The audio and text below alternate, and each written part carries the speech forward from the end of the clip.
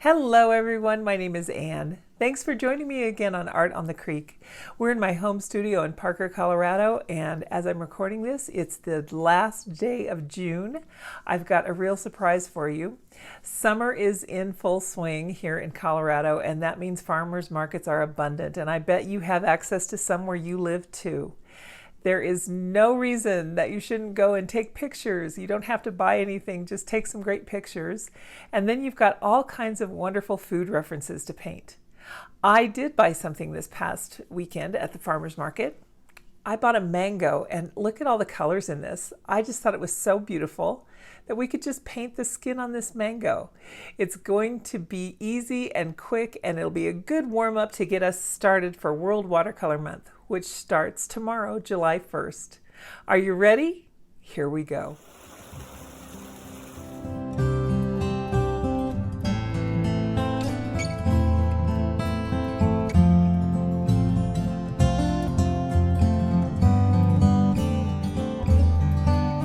So I'm going to look at it from this angle. I tried to take a picture of the camera with the angle I was looking at it, but it is slightly different. But that picture will be linked in the description, and I might put it in here just a little bit. I've been working with some color mixes here, so my water's not completely clean, but that's okay. It won't hurt anything. Let me go ahead and just draw the mango. We're going to go up here, and then it's got a hump kind of on the back. Basically, it's an oval shape, but it's kind of got some interesting angles to it. Like the bottom here is kind of straight, and then it comes down here really full right here, and this is a high point here, and then it swoops down this way. There is a cleft in it right here, and this is where the stem is. And the stem's really kind of interesting. It has a lobe in it here from, it's kind of green. So there's two lobes here that I can see. And then this is the part where it connects to the tree. So there's that, and I've made that a little bit longer to kind of accentuate it a little bit. And I think I like that. It doesn't have to be exactly the shape of the mango. Mine's not, but it certainly will be a mango when we're done. The colors that I'm going to use today, I'm going to start with this permanent yellow deep. So if you have something like that, I'm using a PY65. Something like that would work out just fine. Let me add this little line here first. I'm just trying to kind of block in the color wherever I see yellow. And that is underneath the red as well. So I want to make sure and go in a lot of places on this mango. I think that when it ripens, I think it's green to start, I'm sure, and then it turns into this beautiful color of a melange of the green and the yellow and the red. So let's use a red that's kind of a cool red, shall we? I have Rose Madder here, and this one is a PR 176. If you don't have Rose Madder, that color doesn't tend to be too popular, or common rather. You could easily use a Pyro Red or quinacridone red, anything that gives you a nice cool red. Color names and pigments aren't consistent throughout brands, so you might have to kind of play around and see whatever your cool red is. Alizarin Crimson is one that probably you have. I'm going to get my brush wet and kind of mix these pigments on the paper. This is one of the ways I really like to have fun with some cauliflower blooms and use them for texture. And that way they will kind of be able to play together and create some really interesting effects for us.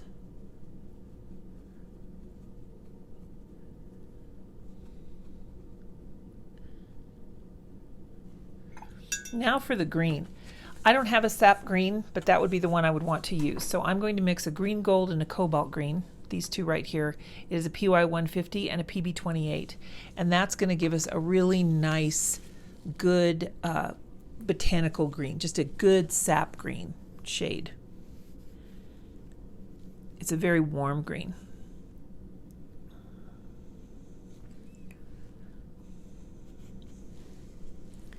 Get a little more here, and you can see my paper's already dried. Go a little bit up into the yellow, down over here. And then honestly, this green is touching up here over this yellow. So see, when your colors mix on the page there, you really get some interesting things going on. I'm going to rinse my brush though and mix a little bit more of the green.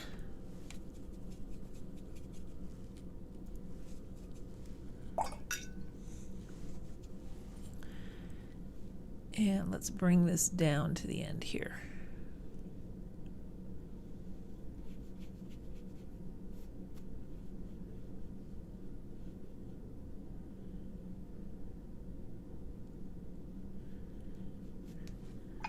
Now I'm going to get my brush wet and just kind of spread this pigment around, just kind of agitate it near the edges where these colors meld together. Let them continue to mix and blend. And then I'll do the same, but this time I will add some paint. Let's go into this permanent yellow again. And we'll just kind of use that to blend this situation together. I really like what's happening up here where we've got all of the yellow and the ruby red, the rose madder, where we've got that melding together. So I'm just going to leave that like it is. Let me go in with some of this permanent red deep, and like I said, this one is your PR254, and this could be your Pyro red or whatever. It's just a little bit warmer than your other red. Just want to tap a little bit more of that in and just get it a touch bit darker. And now I just have water on my brush, and I want to distribute this water evenly, kind of getting that texture of the mango skin in, really embracing these cauliflower blooms. And I see one forming right here.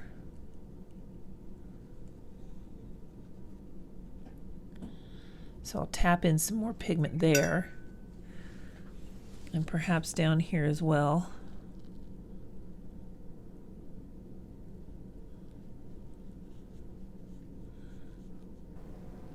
We want to pilot these cauliflower blooms and really use them to our advantage because they can create a nice gentle texture on the skin. I want the skin to be uniformly textured, if that makes sense. All right, I think I kind of like this exactly the way it is. It's not identical to the mango skin, but it definitely shows all three stages of development, and I'm good with that. So now I'm going to use a heat tool, because what this will do is it will freeze the action of the paint. Watercolor will continue to work and move on your paper as it dries, and I really want it to just stop right now. So that's why I want to dry this and move on to our next step. And you can see there's a color shift as well. Watercolor always dries lighter than when you apply it. Dry the back as well. And now let's do a little bit of that stem. I'm going to go into kind of a olivey green, and the way that I mixed that is I took the green that I mixed for this here, the sap green, and I'm going to add a little bit of burnt sienna. So if you have sap green and burnt sienna, perfect combo. You're looking for kind of an olivey green. And we are going to put that in here on this side. And then I'm just going in with a wet brush, and I'm just going to let that pigment move, keeping the bulk of it over here to the lower side of the mango, because that's where the darkest side will be. And then I will do the same thing here, dark area of the pigment here. Rinse my brush. I need another rag here. Rinse my brush, blot it off, and then just use the damp brush to pull that pigment around. And we'll let that dry naturally on its own. Now I'll go in with some of this plain burnt sienna, and I'm just going to put in a little bit of the bottom side down here of the stem, leaving some space. And then I will go around this edge here, and I'm trying to not disrupt the green that I've already got going, but I do want it to be kind of an uneven edge, so little dots with your brush will work. And then there's another little mar in the skin up here and one down here. And that I really like. Let me zoom in so that you can see what that looks like. There you are. Let's zoom out just a little. That's a bit close. There you go. So you can see how by placing the pigment down below and then moving it up here to the upper areas of this section and this section with just water, your pigment will naturally stay down there creating shadows for you. So that's a really good way to work on your watercolor. Now what I'm going to do is go in with that wet brush again that I've blotted off, and I'm just going to agitate the pigment on the stem and marry those two together a little bit so that you can see how that works together.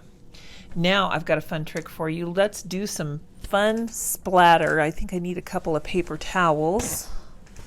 I want to protect the area that I don't want splattered, so pardon me, mango.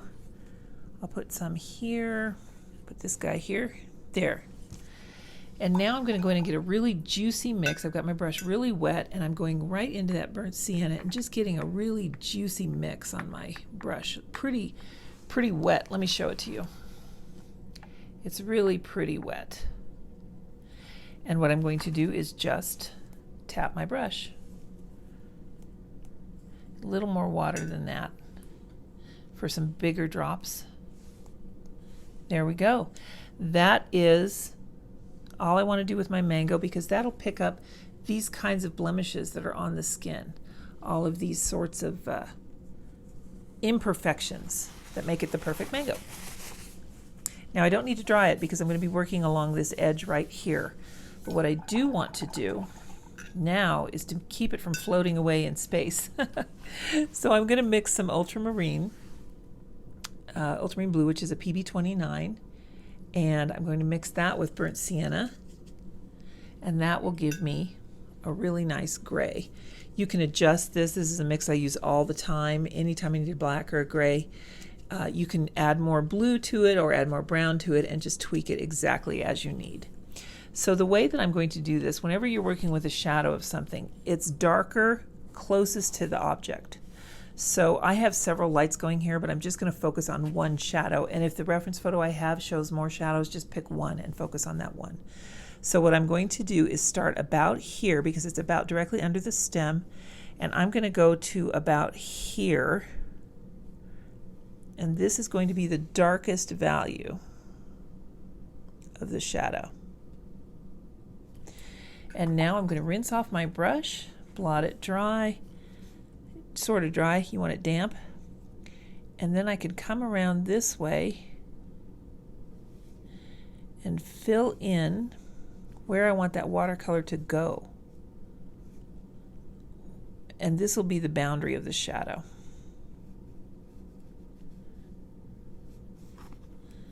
And over here it's much closer to this. There we are.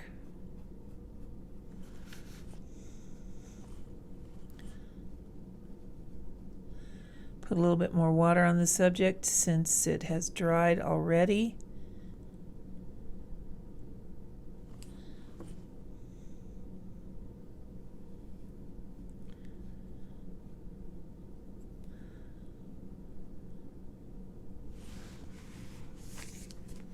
There we go. And now what I'd like to do is just take a tiny bit of the ultramarine and dot it in here, along here, just to kind of get a little more interest in this shadow. A little bit boring. And that ultramarine, I'll burn sienna too, but the ultramarine is such a good granulator that I really like it in shadows. There we go. And then there is one more step that we can do. I'm just going to get my brush wet. Let me dry this first. Now what I'm going to do is soften this edge of the shadow just a little bit. So what I do is I've got that wet brush that's been dampened with clean water, and I'm just going to agitate the edge of this, and then I'll come in with a paper towel and blot, and that will help me to have this, I need some clean water here, that will help me to let this shadow have not quite the hard edge that I've got here. Do you see how that's softening that out?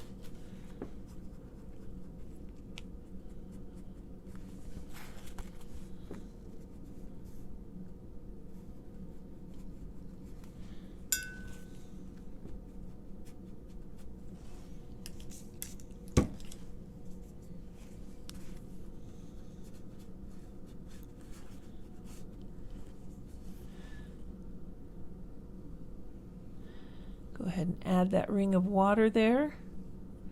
This is very clean water that I've got on here now. And this is where you just want to give it an organic edge. Just make that water go all the way to the end of your paper. And if you're using a bigger paper, just kind of make it a loose edge. And that will help that diffused light look really nice on there. And my friends, I am going to dry this.